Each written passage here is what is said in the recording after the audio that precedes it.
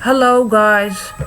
To continue our previous topic, let's start with the participle and participle phrases. First of all, you have to know that the participle is one of the verbals. Remember guys, we've covered this topic before. We have three verbals. We have infinitives, gerunds, and participles. So the participle is one of the verbals or verb forms that can be used as an adjective.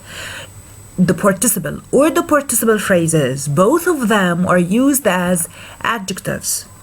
And we have two kinds of participles. We have present participles end in ing, and past participle usually end in d or ed, sometimes it's en.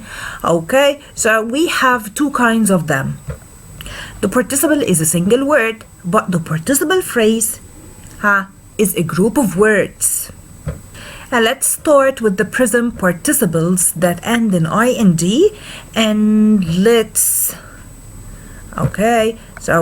consider the first example. The comedian was amusing.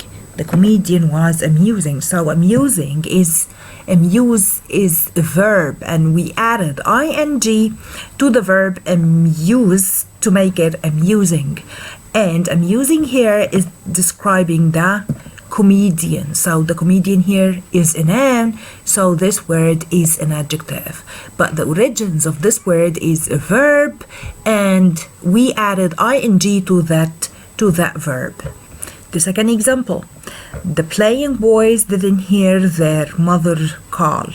Okay, here the participle is playing. It comes from the verb play. Okay, and ing is added to that verb to make it a verbal or to make it a participle. Okay, who are playing? So these are the boys. So the word playing here or the participle playing here comes to modify the noun boys. So both amusing and playing here function as adjectives in their sentences. Let's move to the past participle. Past participle usually end in d or ed. Let's discuss the first example, the faded rug. The faded rug. So you're familiar with the verb fade. We came up with the past participle of that verb, which is faded, to describe the rug. So what is the modified word here? The modified word is the rug. Okay, so how is the rug? It was faded. Okay, so faded here is a participle. Hopelessly lost and worried. So here, lost is the past participle of lose. Worried is the past participle of worry. Okay, so the driver stopped and asked the police officer for directions. So here, who was lost and worried? Who? The driver. So here we have two participles function as two adjectives to describe the driver, to describe the state of the driver. So here these are two adjectives or two participles.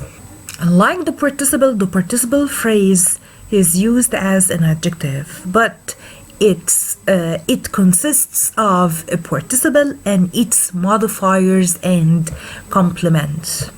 This piece of information is so important here. To avoid confusion, place the participle phrase as close as possible to the word that modifies. So the participle phrase functions as an adjective, so it describes a noun. Try to place it as close as possible to the word that modifies. The first example, imagining herself in space, Jeanette dreamed she was an astronaut. Here, where is the participle? The participle is imagining. The verb imagine and ing is added to it to form a present participle, right? So here, imagining herself. So this herself here modifies the, okay, modifies imagining whom? Imagining herself. Okay, where? So here we have an adverb.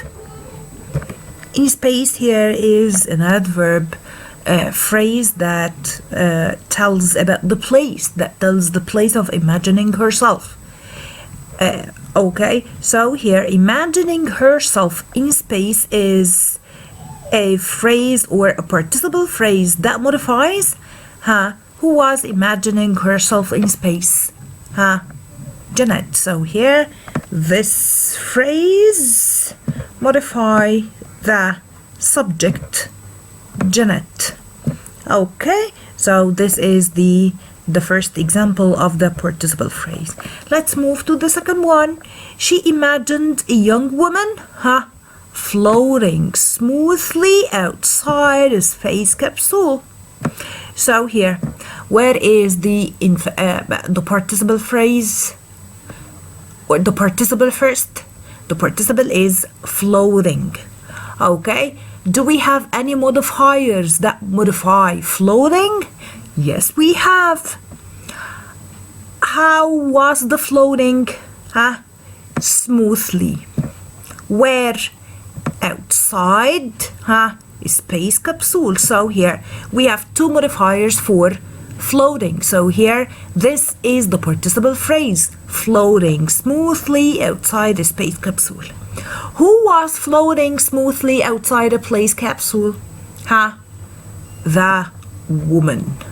Okay, so the woman here is the noun described by this adjective or by this participle phrase.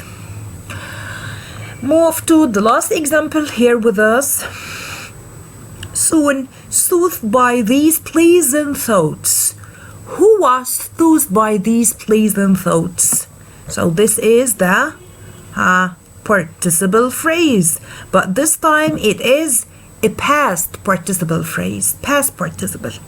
Okay, who was soothed by these pleasant thoughts? She.